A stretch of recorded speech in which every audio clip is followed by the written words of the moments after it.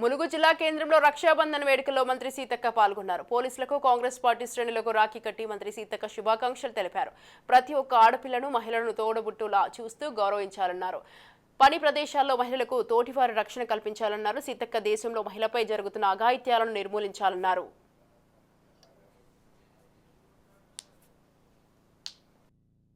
అందరూ కూడా సంతోషాల మధ్య ఈ యొక్క రక్షాబంధన్ నిర్వహించుకొని రాబోయే కాలంలో అక్కా చెల్లెలను దీవిస్తూ గౌరవిస్తూ ఎదగనిస్తూ వారి యొక్క అక్కా చెల్లెల ఎదుగుదలలో ప్రతి సోదరుడు మరి భాగస్వామ్యం పంచుకొని ప్రతి మహిళ వెనుక ఒక పురుషుడు ఉంటాడు అనే విధంగా ఈనాడు ప్రతి ఒక్క మహిళకు రక్షణగా తోడుగా మరి ఆర్థిక రాజకీయ సామాజిక కుటుంబ బంధాలలో అనుబంధాన్ని ఆత్మీయతను పంచే విధంగా సమాజం వర్ధిల్లాలని రాష్ట్రం అభివృద్ధి పదంలో ముందుకెళ్లాలని మనస్ఫూర్తిగా రక్షాబంధన్ సందర్భంగా కోరుకుంటా ఉన్నాం.